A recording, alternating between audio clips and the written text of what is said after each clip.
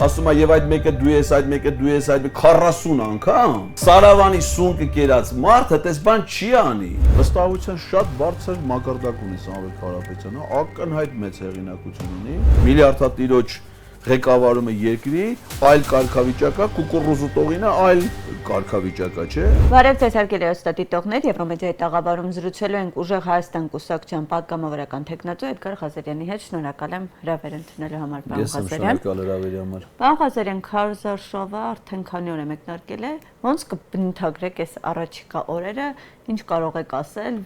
ինչպես են սկսել ուժերը քարոզել։ Ну, ինչպես կարելի է ակնկալել, իշխանությունները իրենց ամբողջ ադմինիստրատիվ ռեսուրսը, բոլոր հնարավոր ապօրինությունները, որ կարող են այս ընթացքում անել,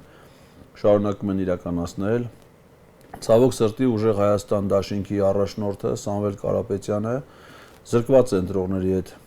կանոնավոր եւ ողջ ծավալով հանդիպումներ անելու հնարավորությունից, որովհետեւ նրա տնային կալանքի ապօրինի ռեժիմը շարունակվում է եւ նա ստիպված է իր տանը հյուրընկալել քաղաքացիների, բնականաբար դա հնարավոր չի բոլորի հետ հանդիպել տան պայմաններում։ Սա մեկ, երկրորդը բռնաճնշումները Ուժեղ Հայաստանի դաշինքի մարզային կառույցների նկատմամբ ապօրինի ճնշումները շարունակվում են, անընդհատ այդ ապօրինի գաղտնալսումներ, ձայնագրությունների հրապարակումներ, որոնք որ անհասկանալի ձայնագրություններ, չգիտես ով է խոսում, ում հետ է խոսում, ինչ է խոսում, դրանք վերցում են որպես Ուժեղ Հայաստանի դաշինքի անվան տակ տարածում, քարոզչական իմաստով, ինչի իրավունքը չունի նախաքննական մարմինը, որովհետև ցանկացած նախաքննական նյութ գաղտնիք պետք է լինի։ Այդ գաղտնիքները ինչ են միանգամից ժամը 10-ին խոզարկություն անում, ժամը 12-ին հրապարակում, ոչ մեկ չգիտի։ Օրը մի գրասենյակ, ասինքն մեր ոնց որ մենք մեր ընտրարշավի գրաֆիկն ենք կազմել, քննչական կոմիտեն ու հակակոռուպցիոն կոմիտեն էլ իր գրաֆիկ ունի։ Դե որը որ մարզի, որ գրասենյակ պիտի մտնի։ Պարոն Ղազարյան, ինչու է ձեր ուժը հետ կապված այդքան ձայնագրությունները հրապարակվում, որտեղ ինչ որ քաղաքացին, ինչ որ առաջարկներ են արվում, չգիտեմ, ինչպես Իսկ ով ասում, որ դրանք ինչ ձայնագրություններ են, դրանց իսկությունը ստուգել։ Քարոզչական, իշխանական, քարոզչական, քաղաքական բան, այսինքն հակակոռուպցիոն կոմիտեն եւ քննչական կոմիտեն ամբողջությամբ մտել են այս քաղաքական process-ի մեջ։ Այսինքն պնդում եք, որ դրանք այսպես սարքած ձայնագրություններ են քննչական հրապարակը։ Բա ինչ է, չէ, ասենք, օրինակ ձեր տպավորությամբ ինչ են։ Նման ցանկացած ձայնագրություն, երբ որ հրապարակվում է, մարդկանց մոտ ոչ թե պետքա քննության առարկա դառնա դրա բովանդակությունը, այլ այդ երևույթը։ Իսկ այդ ի՞նչ ձայնագրություն է։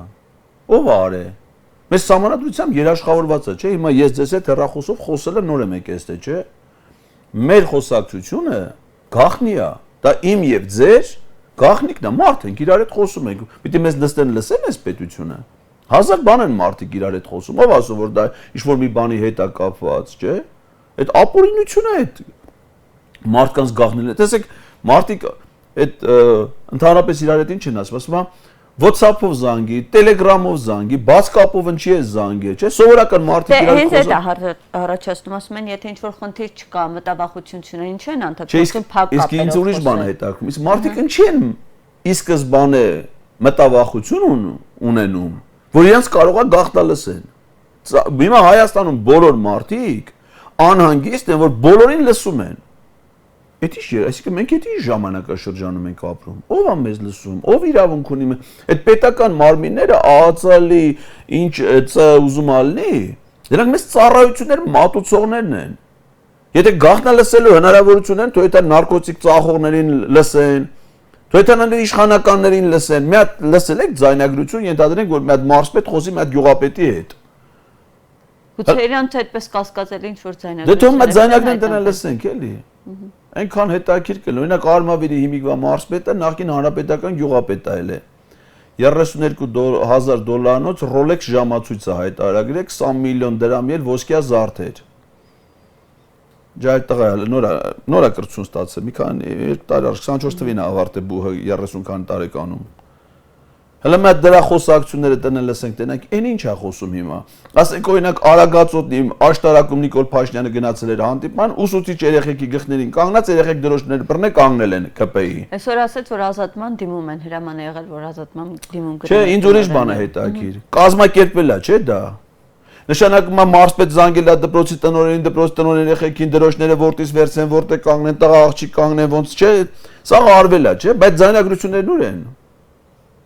Պատում է տնեն այդ ձայնագրությունները լսենք։ Եթե ձայնագրությունները ինչի է թիրախավորված ուժեղ Հայաստանը։ Միայն այսքան գրասենյակ եմ մտել, որտեղ թվում եմ այդ ԿՊ-ի իրանց գրասենյակները նայում եմ, իհարկե առաջ տպավորությամբ հենց եմ անում բանա, թաղամբյուրը, բայց ասում են չէ, ԿՊ գրասենյակը, հենց անդուր նկարները այդ բաները էլի, ասում եմ, ինձ թվում է սքո սրաբան, ասում են չէ, ԿՊ գրասենյակ։ Ասենք հələ այդքան ԿՊ գրասենյակներ ունեն ուր եթում ես։ Մեկի չպռնի տենանք դրանք ընդ ինչով են զբաղվում։ Իրանք արդար են, թափանցիկ։ Բա շատ արդար են, շատ արդար, շատ։ Կասկածելի ձայնագրություններ չկան։ Հենց այդ այլ, այսինքն մենք նախ գործ ունենք նման բռնաճնշումների հետ, որոնք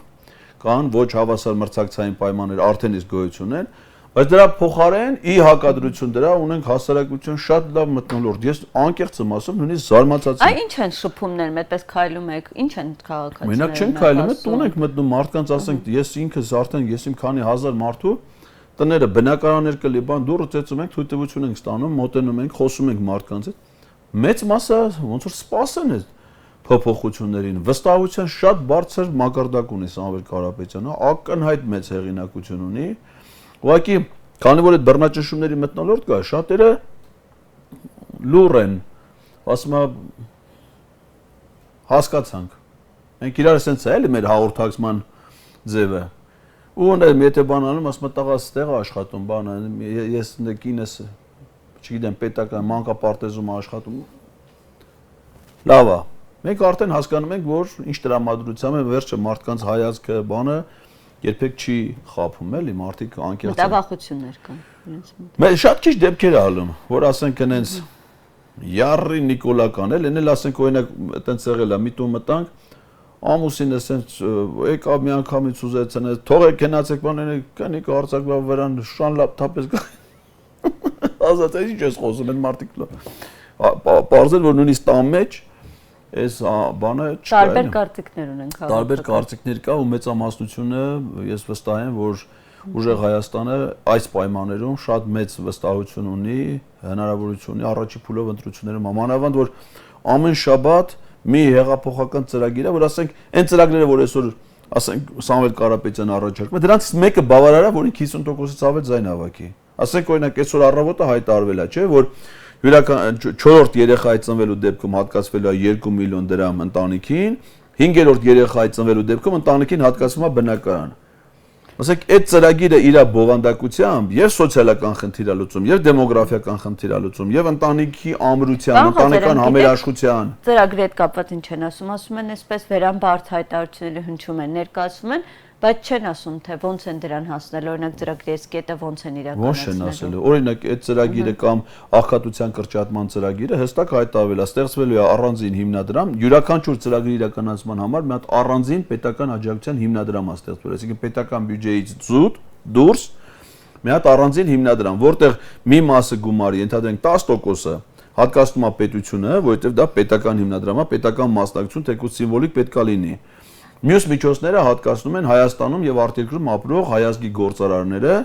իրենց ունեցած միջոցներից։ Բան չենք ասում, որ միլիարդատիրոջ ղեկավարումը երկրի այլ կարգավիճակ է, կուկուռուզուտողինը այլ կարգավիճակ է, չէ՞, որ նա հնարավորություններ ունի, այն ինչ որ ասում է, այդ ամեն ինչ անելու հնարավորություն ունի։ Հիմա Սամվել Կարապետյանը, եթե ես հիմա ալնեմ հայտարարեմ, որ ես $1 միլիարդ տուրիզմի ծրագիր եմ անում, ինձ ոչ մեկ չի հավատա։ Ասեք, ես $1 միլիարդ որ դուս որ կոնգերներն ուր են, դու ով ես, ինչ ոնց ես անելու։ Հենց այնպես խոսում ես, չէ՞։ Հիմա Նիկոլ Փաշինյանը ինչ խոսում է, մարդիկ ասում են, հենց այնպես խոսում է։ Նա դրա վրա ինչ հալ կա, որ ինչ կարա նա անի։ Ալեվի փող տվես կանի, չտվես չի անի, չէ՞, նրան որ ինչ փող։ Այսօր լսել եք իր ասուլիսը, ասում էր ինձ անդադ մեղադրում են, ասում են դու Ալիևի երազանքն ես իրականացնում, որ պետք է հասկանանք, որն է Ալիևի երազանքը։ Ալիևի երազանքն ասում է, էլի, հերթով ասում, Ալիևի երազանքն է, որ Արցախ պիտի լեր Ադրբեջանի կազմում եղել է։ Ալիևի երազանքն է, որ Լաչինի միջանց պիտի չլներ եղել է։ Ալիևի երազանքն է, որ ռուս խաղապահները պիտի Արցախից դուրս գային, դուրս են եկել։ Ալիևի երազանքն է, որ արցախցիները պիտի Արցախը լքեն, Ալիևի երազանք կատարվել է։ Ալիևի երազանքն է, որ պիտի Զանգեզուրի միջանցքը լինի տվել է։ Այսինքն հիմա Ալիևի երազանքն է, որ 300,000 հայ գա Հայաստան գա ադրբեջանցի ուստեղ ապրի։ Հիմա դա պիտի լինի։ Սամվել Կարապետյանն էլ ասում է այդ Ալիևի երազանքի կրողին ուղարկենք Ալիևի մոտ, մեր ժողովրդին էլ 300,000 աշխատատեղ ստեղծենք, մարդիկ աշխատեն ապրեն։ Իրենք էլ ասում են ընդդիմությանը դրսից փողեր են տալիս, որ առավոտից երեկո այստեղ խոսան պատերազմի ադրբեջանցիների վերադարձի մասին։ Ո՞վ ասում։ Իշխանությունները։ Իշխանությունները ունեն այդքան պետական։ Ավելին այսօր ասում են, որ հենց ընդդիմությունն է մեղավոր Հայաստանի ու Ռուսաստանի այս լարված հարաբերությունները, ասում են ամեն ինչ անում են, որ այսպես լարում մտցնեն։ Այսինքն ինքը երկրի ղեկավարն է, ուրիշներն են որոշումները կայացնում։ Գերիների։ Այսինքն ինքը իրան խոստովանում է, որ ինքը ապուշի մեկն է։ Դից է ստացվում։ Այսինքն ինքը նստած է պետության ղեկավար, պետությունը փաստացի ինքն է ղեկավարում, բայց իր փոխարեն ուրիշներն են որոշումներ կայացնում։ Այդպես ղեկավարը մեզ պետք։ Այդպես ղեկավարին պետք է անել շփրտել, այնով որ որոշում է կայացնում, գա որոշում կայացնի, կհասկանանք ինքը ինչ որոշումներ է կայացնում։ Ընդդիմությունն է որոշում Հայաստանը Ռուսաստանի հետ ինչ հարաբերություններ պիտի ունենա։ Ասում է հայտարարություններով իրենց։ Այսինքն իր որոշումները կարևոր չեն, ուրիշի հայտարարությունները կարևոր են։ Դե բայց այս մարդուն կթողնել մի օր մնա պետության ղեկավար։ Նիկոլ Փաշինյանը ոչ թե պետության ղեկավար, օրինակ ասենք հիմա պարզ է, չէ, որ նա վարչապետ չլինի, պիտի մի աշխատանք ունենա։ Հələ մեկ պատկերացրեք, նրա CV-ով ինքը որտե կարա աշխատի։ Սամվել Կարապետյանը օրինակ հայտարարում է, որ 300,000 աշխատատեղ պիտի լինի, չէ։ Այդ 300,000 աշխատատեղից ոչ միտեղ ինչ չկար աշխատի, ոչ բարձրագույն կրթություն ունի, ոչ նորմալ դաստիարակություն ունի, ոչ նորմալ աշխատել է, նախկինում դատված, արտաքինից գեշ, բանավորության Ում առանց վիրավորանքների։ Չէ, դե հիմա մարդ, օրինակ մարդկա կրթություն չունի, բայց սիրուն է, չէ։ Ասեք իրան աշխատանքի են վերցնում, ոչ թե այն բանի համար, որ ինքը լավ մասնագիտություն ունի, այլ բարետես է, վերցնում են աշխատանքի։ Հիմա այս խեղճ անճարը էդ չի էլի, որ ասես։ Ինքն էլ վարչապետ է եղել։ Դե բայց ով ելա խայտարակություն այլ։ Հիմա դրա համար ստիպված Սամվել Կարապետյանն ասում է այդ 300,000-ից բացի 300,000 1/3 աշխատատեղը պետք է ստեղծենք հատուկ իր համար, որ ամիսը մի դրամ տանք թմբուկ նվագի։ Որովհետև դրանից բացի ուրիշ ոչ մի բան չի եկա։ Ես ճիշտ ասած մի քիչ դեմ եմ այդ առաջարկին, որովհետև ափսոս է այդ մի դրամ ասենք դրանն չի տաս էլի։ Գոնե մի քիչ սլուխ ունենա, մի քիչ բան ունենա, ասենք մի դրամն էլ է փող, էլի պիտի իմանաս։ Պարոն Ղազարյան, ես քանի որ այսիկ մտնում եք քաղաքացիների տներ իրենց հետ խոսում եք, չգիտեմ, ինչ որ միջադեպ էր օրինակ արձանագրվում, օրինակ ինչ այսպես դեպք կհիշեք, որը չգիտեմ, կամ ծիծաղելի, կամ ինչու չեմ, այսպես կռվի նման միջադեպ։ Չէ, դա շատ քիչ է ալը, օրինակ բանը մի անգամ եղել է, մեկն ասում է բանը, քելեք, մենք Նիկոլ ենք ընտրում։ Մի հատ կին կար, ասաց ես ոչ մի բյուլետեն, բանը ոչ մի բուկլետ եմ, ես է թավլեմ Նիկոլ ընտրեմ։ Դու ասել լավ էլ կանես, աշկեն է կանես, հələ դրան էլ է քիչ։ Կեթաս կընտրես։ Ինչպեսի արձագանք եղավ։ Ինքը մտածեց, որ հա, թող ինքն էլ է ձև պատժի դրան։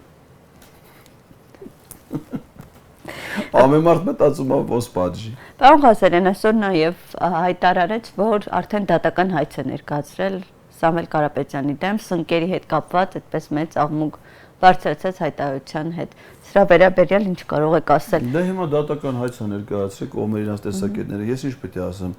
Ես օրինակ ուրիշ բան եմ ասում, որ այս վերջերս Սյունի գնալուց Վայոց-Ձորում Սարավանում կանգնեցի սունկ էին ծախում։ Նայում ես ընտի սունկ, որակով, սիրուն, տարանկերան համով, ար ասպես բամարդը լի մի երկրի վարչապետ, որտեղ սենց լավ սունկ կար, այդ սունկը թողնետակար մի չինական սունկին։ Ան չես ասել գնացեք պետ չինական սունկի, որը տենց էլ անունը լինի, սաղ աշխատ դրա մասին իմանա խոսի։ Հիմա Սամվել Կարապետյանը ինչ ասում, ինքը տեղեկություններ ունի, չէ՞։ Ու տեղեկությունները ինչի է վերաբերում, որ ոչ միայն ինքը սունկ ուտում, այլ դրանից հետո հայտնվում է մի հատ ուրիշ վիճակում։ Հիմա ասեք մենք իրան սունկ ուտելուց չենք տեսել, տեսել ենք ենթադրենք նոր տարուն 6 օրվա փչացած միսը, որ սող փթես վրա ծունճ արթես կերավ, ընդ որ մենակին կերավ, կնիկ չկերավ, եթե ուշադիր եկեք, կնիկ չկերավ։ Բայց ասենք թե ուտելուց հետո ինքը ինչ վիճակի մեջ է հայտնի, դա տեսել ենք։ Չասենք եթե մարդը ասում է եւ այդ մեկը դու ես, այդ մեկը դու ես, այդ 40 անգամ Սարավանի սունկը կերած մարդը տես բան չի անի։ Դա չինականի հետևանք կարա լինի։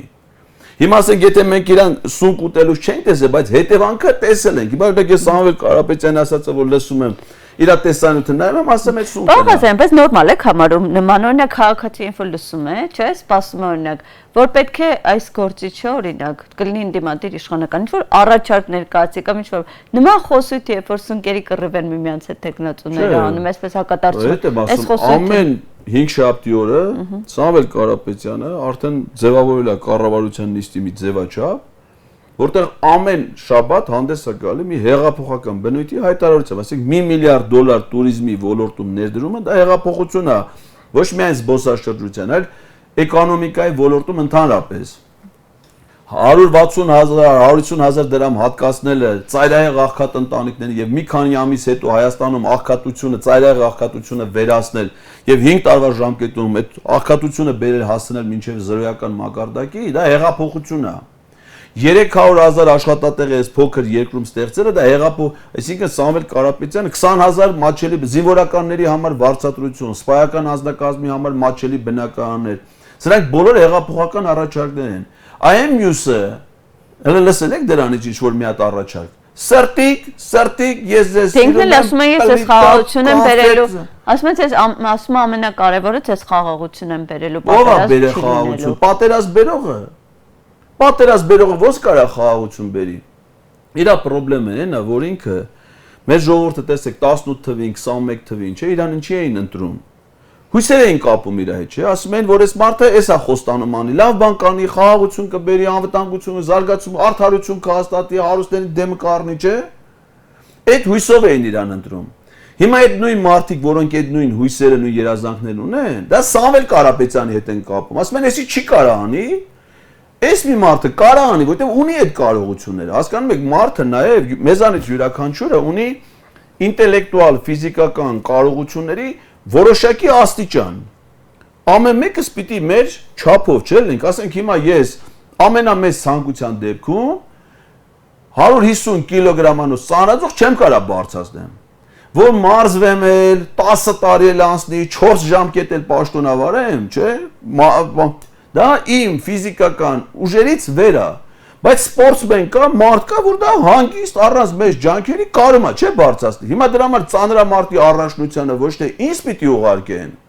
որ գնամ կանգնեմ այս տանգի տակ, մնամ դրա տակ, այլ պիտի ուղարկեն ծանրամարտիկը, որ դա ի վիճակի անել։ Հիմա ուղարկողը քաղաքացին է Հայաստանում։ Հիմա պետության կառավարման գործում էլ այն մարդուն պիտի վստահես, ով որ կարողություն, այդ խեղճ ճանճարից ինչ եք ուզում, ոչ նորմալ դաստիարակություն է ստացել, ոչ նորմալ կրթություն է ստացել, ոչ փորձ ունի, ոչ խելք ունի, ոչ գիտելիք, ոչ մի բան չունի։ Բերել ենք ասում եք դու, դա չի կարում այդ մարդը, մեղքել է, հասկանում եք։ Դրա համար հասարակության համար չի անում, ստիպված իր համար։ Միլիոնավոր դոլարներ տվել է իր համար ավտոն առել է, $1 միլիոն տվել է իր տունը վերանորոգել է, իր թիմակիցների միլիոնները բաժանել է։ Հեսա կգանց, եթե քպեջ ջուրեր կանչեք, հələ մի հատ այդ ում կկանչեք քպեից, ասեք դու մի հատ իր գույքի եկամուտների հայտարարները իր հետը բերի։ Ու դուք տենաք, թե իրանք երբ են սկսել տները առնել։ Ասեք մի հատ падգամավորուհի գա, ասի թե ինքը երբ է Երևանում տուն առը։ Մեկը կստացի որ ամսաթվերը նայեք, արցախցիներին տնավել անելուց հետո 23 թիվ։ Արցախ շրջափակման մեջ այնք տուն առ Երևանում։ Մամա չես հարցնում, ասես աղջիկ ջան, դու այդ ո՞նց էլ ար, այդ ինչի տերել ար, որ այդ ինչ շնորհքի տերես, ինչ արեստի տերես, ինչ խելքի տերես, որ դու այդ Երևանում մի հատ տուն ունեի, մի հատ էլ նորն առար։ Ու դե սաղ կպնա։ Իրանք իրանց համար բարեկեցություն ապահովել են, միլիոնների մեջ նստել են, ասում են դե ժողովուրդ ջան, շատ լավ է, մեզ իշխանություն տվեք էլի անենք։ Իսկ մնացած ժողովուրդ, որոնց իշխանությունը տալի, 100,000-ներով դառնում են տնավեր, բիզնեսները փակում են, թողնում են այս երկրից գնում են, չեն իմանում ինչ անեն այս երկրում։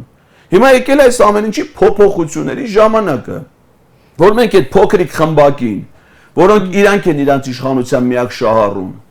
հեռացնում ենք։ Դրա փոխարեն իշխանությանը գալի մարդ, որը կյանքում բոլոր հնարավորությունները, ամեն ինչ որ իր համար կա, ստեղծել է սեփական ուժերով,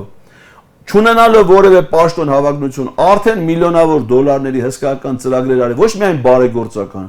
այլ ռեալ ներդրումներ տնտեսության մեջ։ Սամվել Կարապետյանը ամենախոշոր գործատուներից է Հայաստանում։ Արդյունաբերական ձեռնարկություններ, առևտրային կենտրոններ,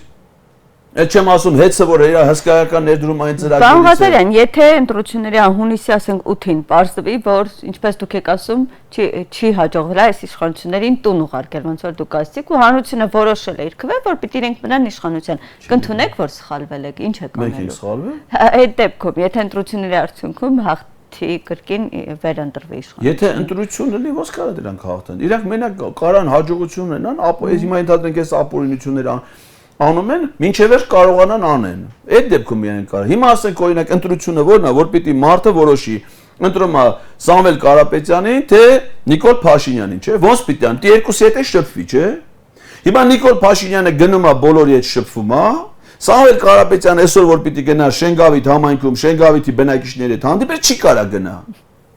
Եթե հավասար պայմաններ չի, ել ինչ ընտրություն, բայց անգամ այն դեպքում, երբ որ պայմանները հավասար չի, իրանք ակնհայտ պարտվում են, նայեք ասեք իրանք այդ վիճակը քարոզարշավների։ Մարդ չի հետում իրանք, պատկերացնես երկրի վարչապետը լնես, այդքան մինիստր գցես, այդ որ մի երկու տեղը դալիճ մալիճ են լցնում, դա ոնց ալում, ասեք պաշտպանության նախարար գնում է, ռազմական ոստիկանության աշխատողները ստիված պիտի քաղաքացիական հակներն ընտանիքների վերցնեն, այդ կոնտրոլի տակ է, չէ՞, մարդը դրանց ցուցակով նայում է։ Այդ որ չլինի, դրանց երեսին ընդհանրապես նայող չի լինի։ Նիկոլ Փաշինյանը եթե համարձակություն ունի, թող այս 15 օրը վարչապետի պաշտոնից հրաժարական տաս, ես ու ոչ թե նախորդի նման սուտ հրաժարական։ Ասեմ, ես վարչապետ չեմ, նախկին վարչապետ է։ Արամ Սարգսյանն էլ է, չէ՞, թեկնածու հոպլոն։ Նախկին վարչապետն է։ Ինքն է թող դառնա նախկին վարչապետ, առանց ախրանայի, առանց մարզպետների, առանց դա քարոզարշավի։ Տենամ երեսին նայող կլինի դրա, թե չէ։ Ծանր վիճակում են։ Ընտրությունով անհնար բան է որ սրանք կարողան հաջողության հասնել ու դուք կտեսնեք թե ինչ արդյունքներ ալելու ընտրություն մարդիկ հիմա շատերը նորից եմ ասում լուռ են ձեն չեն ուզում իրանց վնասեն ոչ էլ մենք ենք ուզում մեր կողմնակիցներին վնասենք բայց ամեն ինչը ներքին ըմբոսնություն գոյությունի որը քվեատուփը բացելուց դուք կտեսնեք Շնորհակալ եմ պարոն Ղազարյան տեսրույցի համար